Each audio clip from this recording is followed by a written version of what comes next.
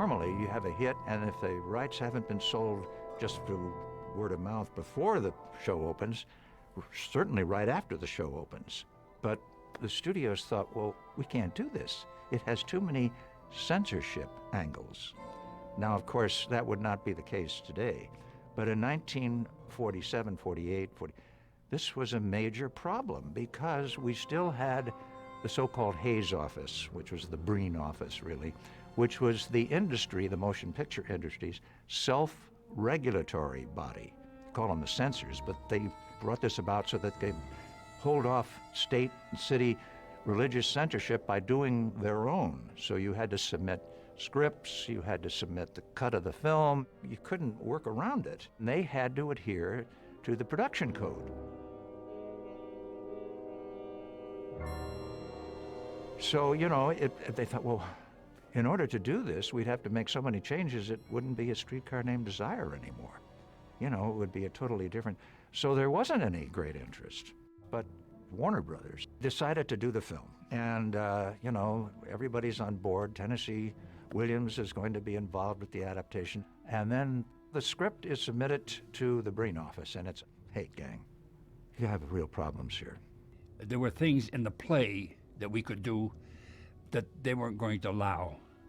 And Kazan was trying to hide as best he could those moments. And there were moments when he said, that's what the play's about, and you just can't do it. You just can't hide it. So they settled on 3 items having to do with this adaptation.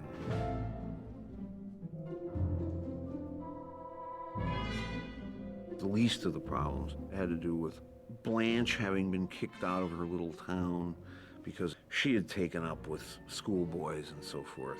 Meetings with strangers was all I seemed able to fill my empty heart with. I think it was panic. Just panic that drove me from one to another, searching for some protection, here, there, and then, in the most unlikely places. So that's muted, rewritten so that it's hard to believe you don't get the picture, but it wasn't hitting it on the head of the nail. So that was okay. I loved someone once, and the person I loved, I lost. Unfortunately, if you don't know the play and haven't read it, there are some things that you don't understand, particularly the true sense of Blanche's guilt in relation to her young husband, because even the concept of homosexuality could not be touched on film, much less the word. Good heavens. And this was what, back in 1950, 51. And Tennessee had to rewrite that scene that Blanche has with Mitch, explaining about her relationship with her young husband and of his committing suicide and her guilt in relation to that. There was something about the boy, a nervousness, a tenderness, an uncertainty. I remember when he brought out the rewrite, and Vivien looked at it and she said, oh my God, she said, you mean I have to say, you disgust me because you're a poet? I didn't understand why this boy who wrote poetry didn't seem able to do anything else. The third big problem is, of course, the rape scene. It was something that bothered the censors, and they had all kinds of things. Well, maybe the rape could be a fantasy in her mind, but it doesn't really happen. That wasn't going to fly. And it was maybe he should attempt it, but not fully consummate it. And this is really why Tennessee wanted him to do the movie. He had a little experience with Hollywood directors coming on and, you know, just saying, okay, well, that's what they want over at the Motion Picture Code, so that's what we'll give them, and I won't fight for it. You know, he knew Kazan would fight for it, and Kazan fought ferociously for this. So it came down to, with the rape scene, well, so long as it's tastefully done, you can do it. So finally they come up with the usual compromise, right?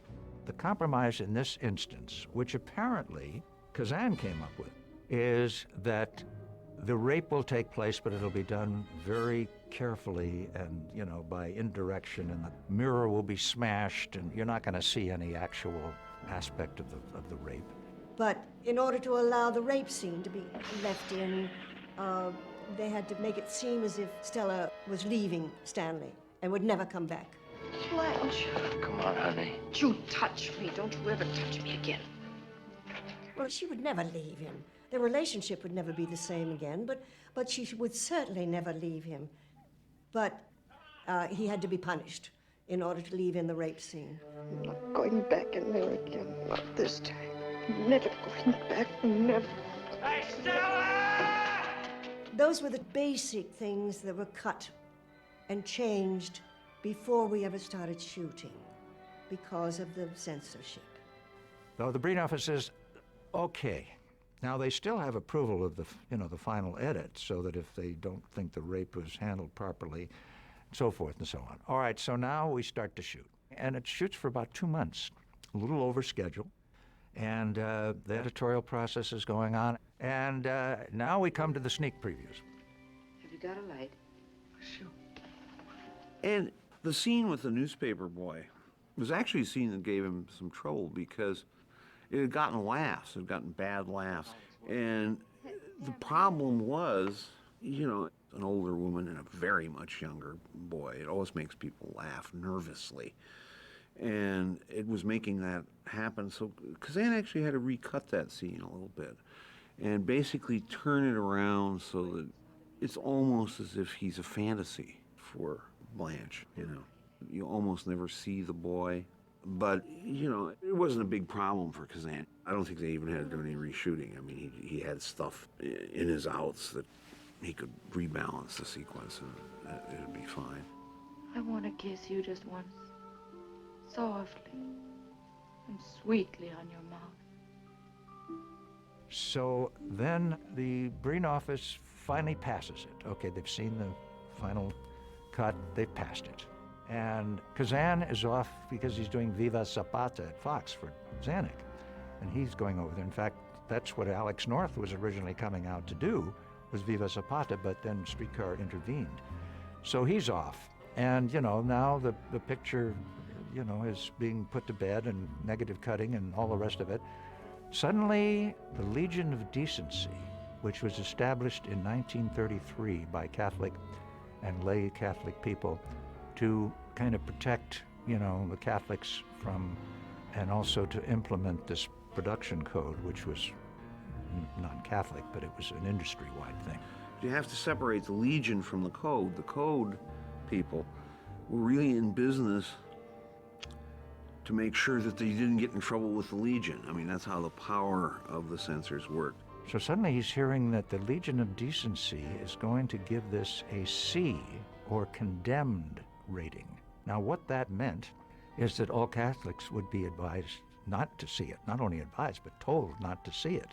And a lot of theaters wouldn't play it. And of course, that would also open up the possibility of other censorship elements from cities and states and groups and so forth getting in on the act. So of course, Warner Brothers was saying, what do we do to avoid the C rating? And they, at this stage of the game, they wanted to compromise, obviously, because they've had a lot of money invested in this film. It's ready to go. It's ready to be released. So there was great apprehension. And they brought in this man, Martin Quigley, who's a publisher, but had also been a lay Catholic, who had also been involved in this Legion of Decency and also involved with the production code. So they brought him in to kind of act as an intermediary. And then they sent the editor, David Weisbart, back to New York to meet with him. And there were some specific areas that had to be modified, not reshot, but modified, mostly editorial, to cut out or to restructure, such as Stella descending the staircase. Hey, Stella! Hey, Stella!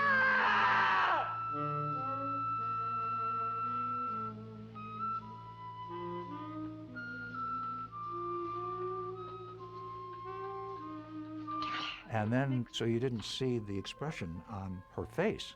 That had to be played in a long shot.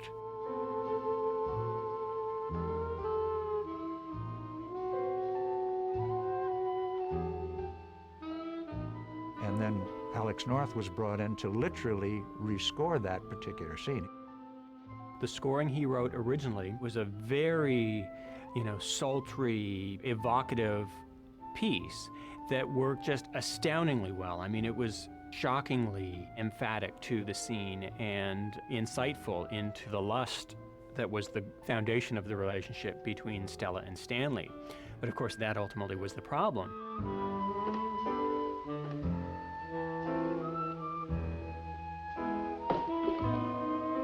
They came down with a ruling that this piece of instrumental music was too carnal and suggestive, and must be removed from the film. And so he ultimately had to rewrite the piece, predominantly revising it with a string orchestration, and that was what was included in the original theatrical cut of the film.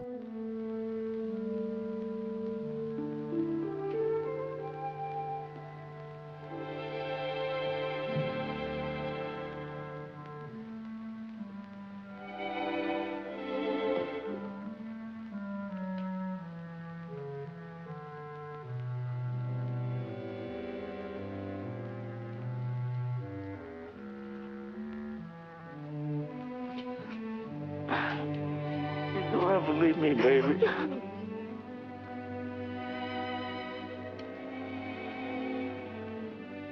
Also, there were a couple of lines that were taken out. According to which, that what belongs to the wife belongs to the husband also, and vice versa. My, but you have an impressive judicial aim. You know, if I didn't know that you was my wife's sister, I would get ideas about you. She's what? Don't play so dumb, you know what. All right. Cards on the table. We're talking about his desire. Just brutal desire. The name of that rattle-trap streetcar that bangs through the quarter. Up one old narrow street and down another. Haven't you ever ridden on that streetcar? It brought me here. Where I'm not wanted. And where I'm ashamed to be. Then don't you think your superior attitude's a little out of place? A man like that. I told you I love it. I tremble for you. I want to kiss you just once. Softly and sweetly on your mouth. I want to kiss you just once. Softly and sweetly.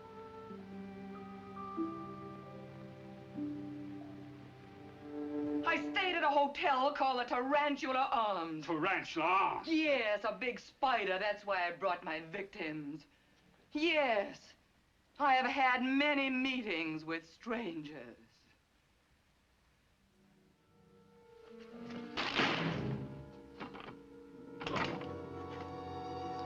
Well, maybe you wouldn't be bad to interfere with.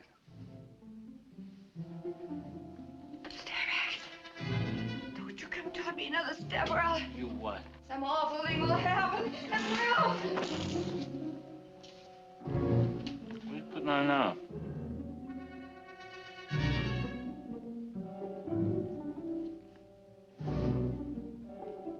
But, certain things you think, well, what difference did that make? But at the time, somehow this, they felt, would make a difference.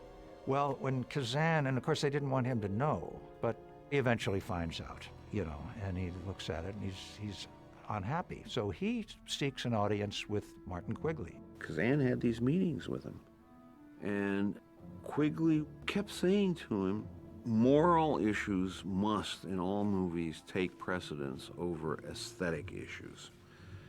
And he was convinced that he was saving Kazan's, at that moment, in his mind, unreleasable movie. And Kazan offered all these compromises. Couldn't we play day and date, your cut and my cut, in theaters near each other? Couldn't I take it to Venice in the uncut form? He was invited to the Venice Film Festival. And Kazan argued with him, but got no support. Jack Warner's just glad to have a picture he could put out. He was probably a little afraid that his entire investment was going to go down the drain. So, as Kazan said, that was it. It was a closed issue. And the thing is given a B rating, which means objectionable in part for all. But that's okay. It will get played in all the theaters and, et cetera, so we're off the hook. But all of that cut material was rediscovered several years ago. in a can where the original negative was, but not marked. So here were these trims that were able to be put in very carefully to where they belonged. So now the picture was able to be reissued and put into Laserdisc videos, and now, fortunately, DVD, the way it was before the Legion of Decency put their cuts in there. But Kazan felt, he said, I remember talking to him after they found the missing 4 minutes and put it back into the release print. He says, it doesn't make any difference, does it? He says, you get it, don't you? And you do. That play is substantially emotionally intact on the screen.